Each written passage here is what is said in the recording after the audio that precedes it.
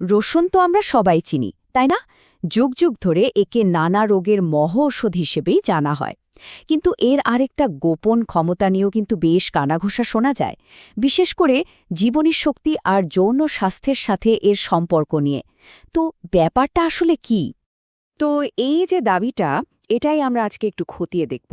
রান্নাঘরের এই অতি সাধারণ দেখতে মশলাটা কি সত্যি বেডরুমের জন্য একটা গোপন অস্ত্র হতে পারে? চলুন, লোককথা বাদ দিয়ে সায়েন্স কি বলছে সেটা একটু দেখে নেওয়া যাক। রসুনের এই ক্ষমতার ওপর বিশ্বাসটা, এই যে ধারণাটা, এটা কিন্তু নতুন কিছু না।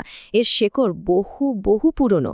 বিশেষ করে আয়ুর্বেদের মতো প্রাচীন চিকিৎসাশাস্ত্রে তো এর ভুরি ভুরি উল্লেখ পাওয়া যায়।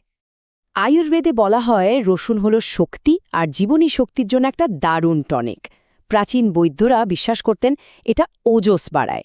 ওজস হল সেই অত্যাবশ্যক শক্তি যা আমাদের রোগ প্রতিরোধ ক্ষমতা, শারীরিক শক্তি আর প্রজনন ক্ষমতাকে কন্ট্রোল করে। তারা দেখতেন যে নিয়মিত রসুন খেলে শরীরে বল আর স্ট্যামিনা দুটোই বাড়ে। কিন্তু সে তো গেল পুরনো দিনের কথা। এখনকার বিজ্ঞান কি বলছে? আচ্ছা, তাহলে এখন বিজ্ঞানের দিকে যাওয়া যাক। রসুন ঠিক কিভাবে কাজ করে? দেখুন, যৌন স্বাস্থ্যের উপর রসুনের প্রভাব নিয়ে সবচেয়ে জোরালো যে বৈজ্ঞানিক যুক্তিটা পাওয়া যায়, সেটা হলো আমাদের রক্ত সংবহন তন্ত্রের উপরের দারুণ একটা এফেক্ট। আসলে যৌনক্রিয়ার জন্য সবকিছু শুরুই হয় কিন্তু রক্তপ্রবাহ দিয়ে। আর স্বাস্থ্যকর রক্তপ্রবাহ না থাকলে ইরেকটাইল ফাংশন সম্ভব নয়। এখানে রসুনের আসল খেল। এর মধ্যে থাকা একটা বিশেষ যৌগ, বলতে পারেন ম্যাজিকের মতো কাজ করে। আর সেই ম্যাজিক্যাল কম্পাউন্ডটা হলো অ্যালিসিন। যখন রসুন কাটা বা ছেঁচা হয়, তখন এই শক্তিশালী সালফার যৌগটা তৈরি হয়। রসুনের যে একটা ঝাঝালো গন্ধ, সেটা কিন্তু এই অ্যালিসিনের জন্যই। আর তার চেয়েও বড় কথা, রসুনের প্রায় সমস্ত স্বাস্থ্যকর গুণের উৎসও কিন্তু এটাই। এই প্রক্রিয়াটা কিন্তু খুব ইন্টারেস্টিং। দেখুন, রসুন যখন কাটা বা ছেঁচা হয়, তখন তৈরি হয় অ্যালিসিন। এই অ্যালিসিন আমাদের শরীরে গিয়ে নাইট্রিক অক্সাইডের উৎপাদন বাড়িয়ে দেয়। আর এই নাইট্রিক অক্সাইড কি করে? এটা আমাদের রক্তনালীগুলোকে রিল্যাক্স করে, চওড়া করে দেয়।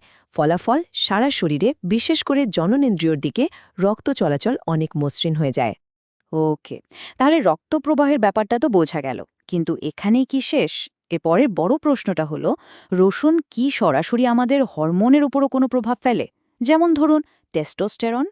এখানে বিষয়টা বেশ মজার হয়ে ওঠে। প্রাণীদের ওপর করা কিছু গবেষণায় কিন্তু বেশ অবাক করার মতো ফল দেখা গেছে। সেখানে দেখা যাচ্ছে রসুন সাপ্লিমেন্ট দেওয়ার পর তাদের টেস্টোস্টেরনের মাত্রা বেড়েছে। কিন্তু একটা কথা মাথায় রাখতে হবে, প্রাণীদের ওপর গবেষণা আশাব্যঞ্জক হলেও মানুষের শরীরেও যে ঠিক একই রকম কাজ করবে তার কোনো গ্যারান্টি নেই। এর কারণ, মানুষের শরীর আরও অনেক বেশি জটিল। তাই এই প্রভাবটা নিশ্চিত করার জন্য মানুষের ওপর আরও বড় আকারের ট্রায়াল বা গবেষণা দরকার। তবে হরমোনের উপর এর একটা পরোক্ষ প্রভাবও থাকতে পারে। কিভাবে? দেখুন, কর্টিসল হলো আমাদের শরীরের প্রধান স্ট্রেস হরমোন। আর এই কর্টিসলের মাত্রা বেড়ে গেলে সেটা টেস্টোস্টেরন উৎপাদনে বাধা দেয়। কিছু গবেষণা বলছে যে রসুনের অ্যালিসিন এই কর্টিসল কমাতে সাহায্য করতে পারে। তার মানে স্ট্রেস কমলে হরমোনের ভারসাম্যের জন্য একটা ভালো পরিবেশ তৈরি হতে পারে। বেশ, তাহলে এত সব উপকারিতার কথা শোনার পর প্রশ্ন আসতেই পারে, যদি কেউ রসুনকে তার রোজকার ডায়েটে রাখতে চান, তাহলে সবচেয়ে বেশি উপকার পেতে ঠিক কিভাবে খাওয়া উচিত? এখানে দুটো অপশন আছে, কাঁচা অথবা রান্না করা। কাঁচা রসুনে অ্যালিসিনের পরিমাণ থাকে সবচেয়ে বেশি, তাই এর প্রভাবও সবচেয়ে শক্তিশালী। কিন্তু এর একটা সমস্যা হলো এর তীব্র ঝাঝালো স্বাদ, আর অনেকের হজমের সমস্যাও হতে পারে। অন্যদিকে রান্না করা রসুন স্বাদে অনেক হালকা আর পেটের জন্যও আরামদায়ক। কিন্তু সমস্যা হলো তাপ লাগলে অ্যালিসিন নষ্ট হয়ে যায়, ফলে এর কার্যকারিতাও কমে যায়। তবে এখানে একটা দারুণ কাজের টিপস আছে, যেটাকে বলা হয় 10 মিনিট রুল। ব্যাপারটা হলো, রসুন কাটার বা ছিঁচলে ফেলার পর সাথে সাথে রান্না করে ফেলবেন না। ওটাকে 10 থেকে 15 মিনিট একটু রেখে দিন। এই সময়টাতে আসলে অ্যালিসিন তৈরির প্রক্রিয়াটা সবচেয়ে ভালোভাবে হয়, ফলে এর পুরো উপকারটা পাওয়া যায়। তাহলে দিনে কতটা খাওয়া যেতে পারে? সাধারণত বিশেষজ্ঞরা বলেন দিনে 1 থেকে 4 কোয়া রসুনই যথেষ্ট। একটা জিনিস মাথায় রাখা ভালো, বেশি খেলেই যে বেশি উপকার হবে তেমনটা কিন্তু একদমই নয়। অবশ্যই এর কিছু সম্ভাব্য সাইড এফেক্টস সম্পর্কেও জেনে রাখা দরকার, যেমন নিঃশ্বাসে বা শরীরে দুর্গন্ধ হতে পারে, কারো কারো বুক জ্বালা বা পেট খারাপও হতে পারে। আর সবচেয়ে গুরুত্বপূর্ণ বিষয় হলো, যারা রক্ত পাতলা করার ওষুধ খাচ্ছেন তাদের ক্ষেত্রে একটু বেশি সতর্ক থাকা উচিত, কারণ রসুন রক্তপাতের ঝুঁকি কিছুটা বাড়িয়ে দিতে পারে। তো এতক্ষণ আমরা ঐতিহ্য, বিজ্ঞান আর ব্যবহারের নিয়মকানুন সবই দেখলাম। তাহলে সব মিলিয়ে ফাইনাল ভার্ডিক্টটা কি? রসুন আর যৌন আকাঙ্ক্ষার ব্যাপারে শেষ কথা কি বলা যায়? এই টেবিলটা দেখলে পুরো ব্যাপারটা এক নজরে পরিষ্কার হয়ে যাবে। দেখুন, রক্তপ্রবাহ উন্নত করার যে দাবিটা, তার পক্ষে প্রমাণ কিন্তু বেশ শক্তিশালী, সায়েন্স এটাকে সাপোর্ট করে।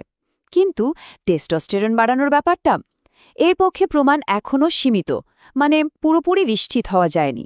আর সবচেয়ে জরুরি যে কথাটা মনে রাখতে হবে, রসুন কোনোভাবেই ইরেকটাইল ডিসফাংশনের নিরাময় বা কিওর নয়। এটা একটা সহায়ক খাবার মাত্র, কোনো চিকিৎসা নয়। আসলে রসুনকে একটা শক্তিশালী টুল বা হাতিয়ার হিসেবে ভাবা যেতে পারে, কিন্তু এটা কিন্তু পুরো টুল বক্স নয়, মানে এটা একা সবকিছু করে দেবে না। তাহলে মূল কথাটা কি দাঁড়ালো? রসুন একটা স্বাস্থ্যকর জীবনযাত্রার দারুণ সঙ্গী হতে পারে। একটা ব্যালেন্সড ডায়েট, নিয়মিত ব্যায়াম আর স্ট্রেস ম্যানেজমেন্টের সাথে যদি রসুন যোগ করা যায়, তাহলে অবশ্যই উপকার পাওয়া যেতে পারে। কিন্তু এটা কোনো ম্যাজিক বুলেট নয়, আর এটা কখনোই কোনো ডাক্তারি পরামর্শ বা চিকিৎসার বিকল্প হতে পারে না। শেষ পর্যন্ত প্রশ্নটা থেকেই যায়, জীবনী শক্তি বাড়ানোর জন্য সবচেয়ে পুরনো প্রতিকারগুলোর একটা কি আমাদের রান্নাঘরেই চোখের সামনে লুকিয়ে আছে? রসুন হয়তো কোনো অলৌকিক সমাধান নয়, কিন্তু আমাদের হার্ট আর রক্ত সঞ্চালনের জন্য এর উপকারিতা এতটাই প্রমাণিত যে বলাই যায় সামগ্রিক জীবনী শক্তির জন্য এটা আমাদের রান্নাঘরে থাকা এক আন্ডাররেটেড বা অবহেলিত বন্ধু।